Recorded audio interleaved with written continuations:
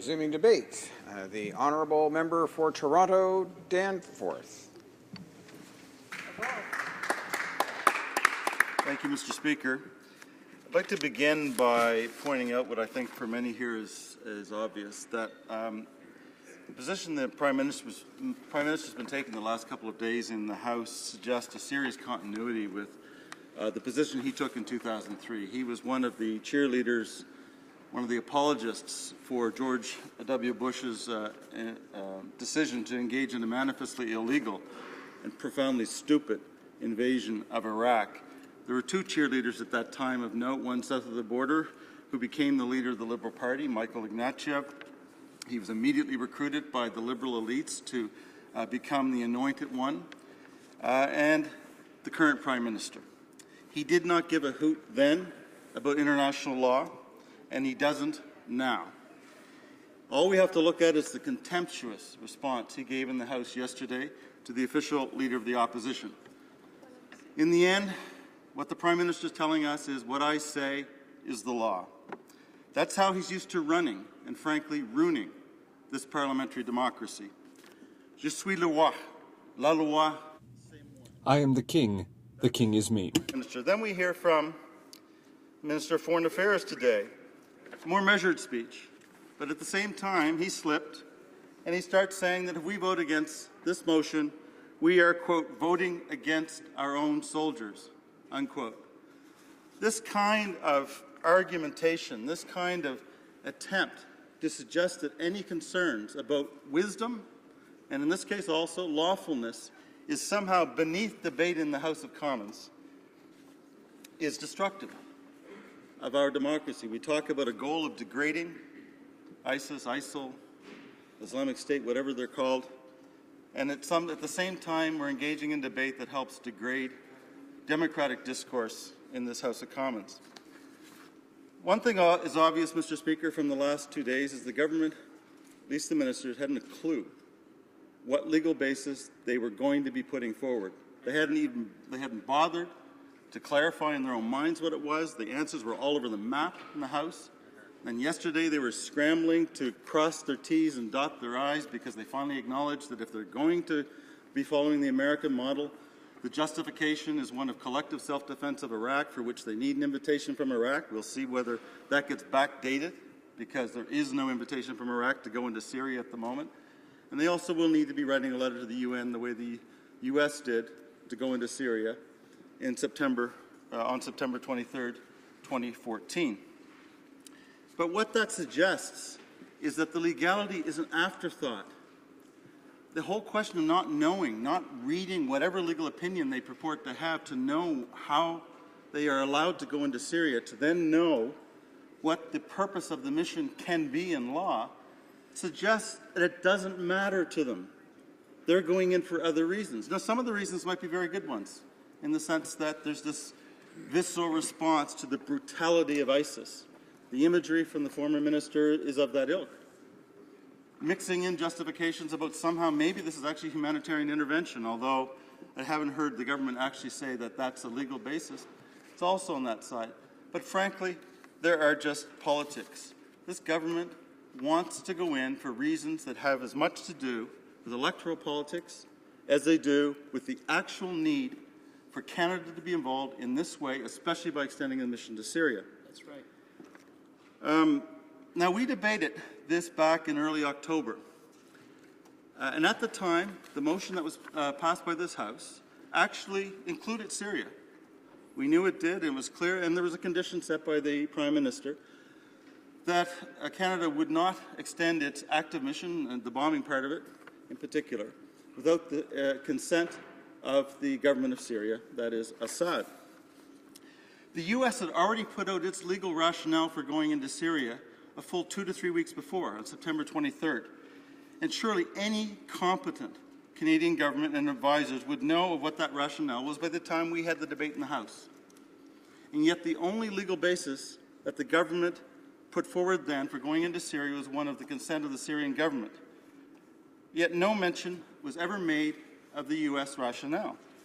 Was that because the government had legal advice from somewhere within the government that the U.S. rationale was dubious or even not valid? If so, the question has to be asked, how did the government go about getting a legal opinion they liked a lot better? Well, maybe there's a hint. The newspaper report suggests it's the Judge Advocate General, based in the Department of National Defense, that's given the legal opinion. One, of course, we're never going to see, because this government will raise the bogus argument of solicitor-client privilege as the reason we can't see the legal opinion. The Judge Advocate General has no business giving legal opinions on jus ad bellum, on the use of military force, the general public international law. That is the role of the legal advisor of the Department of Foreign Affairs, who in every other government and every other Westminster system would be the one giving the opinion. Question is begged. Did the legal advisor give an opinion back in September and October? Was it favorable to the government? If so, why don't we know about that? If it was not favorable to the government, is that why the Department of National Defense has inserted itself and overridden the Department of Foreign Affairs in its proper role of advising the government on the lawfulness of going to war? These are questions we have to ask, and I would remind you, Mr. Speaker, that when we ask, we've already asked and we'll continue to ask, we will want to see the legal opinions. It's not for legality on its own. It's in order to know what the government sees as the basis for going in, to be able to hold the government to account for the reasons given under law, and also to be critical, to scrutinize, to have others who are also experts say, okay, case made, or okay, case not made. And the fact is, unless the government changes its ways, it's going to say, sorry, solicitor-client privilege, which is so bogus. First of all, the client is the government. Secondly, this is the ultimate public interest. There is nothing reasonably confidential in what the government hears about whether they can go to war that can't be shared not just with Parliament, but with Canadians as a whole. Right. So with the Minister of Foreign Affairs here in the House, I do ask him to make sure that any legal opinion that's been received by the government is tabled and tabled forthwith. Now let me, Mr. Speaker, how much time do I have left? Thank you. Let me now briefly just go over the three kinds of legal justifications that have been circling. One, when things finally clarified, it's beginning to look like the government realizes that the Americans' primary justification is one of collective self-defense of Iraq, for which, not surprisingly, they need Iraq to request them to defend themselves against whatever threat they see coming from Syria.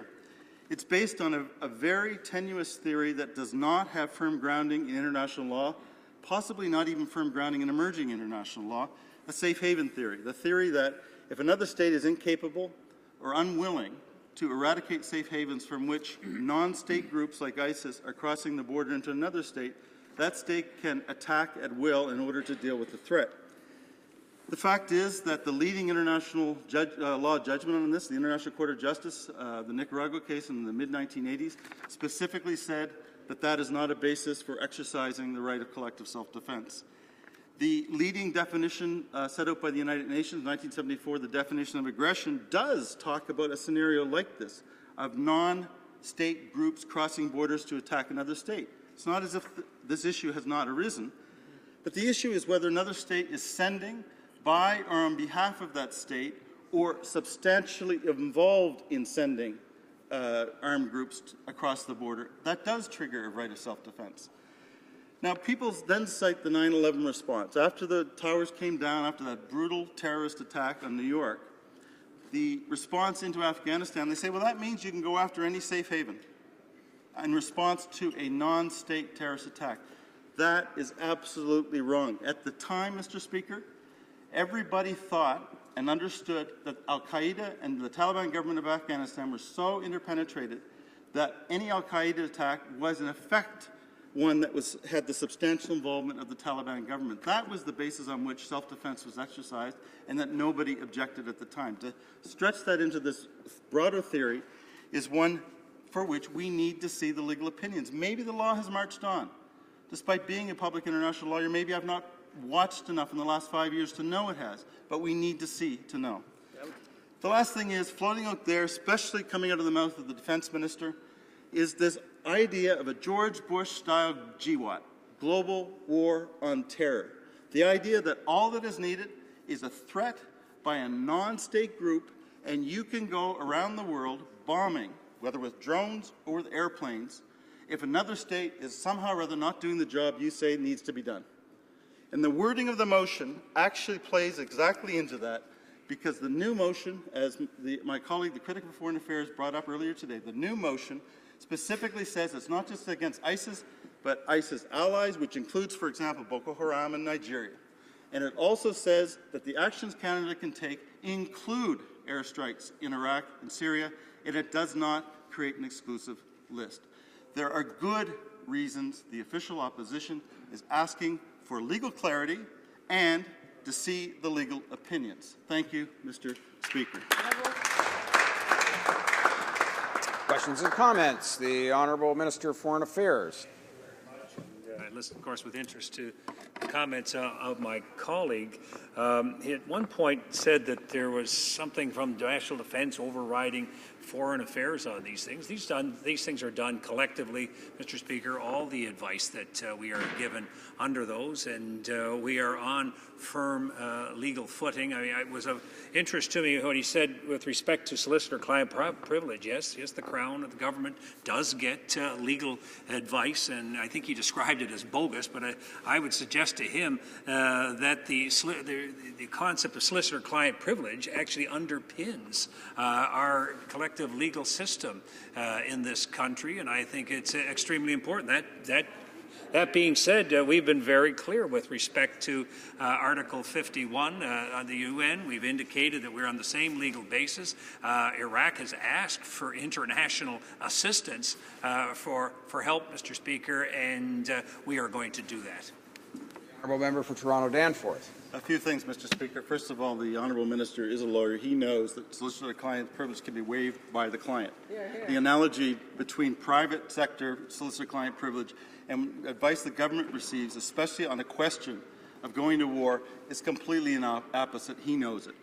The second thing is the government has not been clear. Nobody on that side could articulate for 2 days that they were acting in accordance with Article 1 of the UN Charter. There was so much scrambling going on behind the scenes, it was actually embarrassing.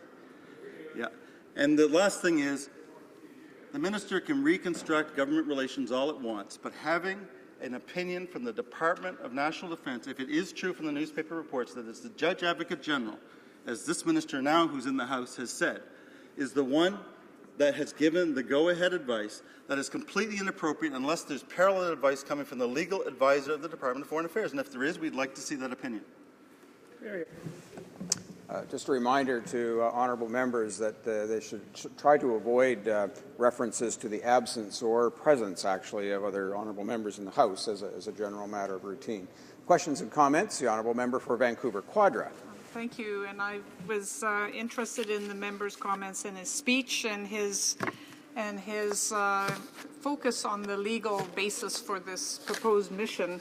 And in fact, in my earlier remarks, I made the point right up front that this mission and this motion failed to meet the test of whether they're in the national interest or not. That test has failed because this mission has an unclear legal basis, unclear mission objectives, and an open-ended scope, which means we could be embroiled for a very long time in a mission that doesn't have a clear plan or exit strategy. I want to focus on on unclear mission objectives, and the member is, I'm sure, aware that the Minister of Defense is saying the objective is to defeat and eliminate ISIL, whereas the Minister of Foreign Affairs is saying the objective is to degrade ISIL, which is a far different objective. Does the member have any comment about the effectiveness of a mission in which the two ministers have a totally different views on what the point of the mission is in the first place?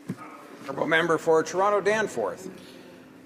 Mr. Speaker, I guess what I'd say, I don't have any particular views other than a well-set-up question is asked and answered.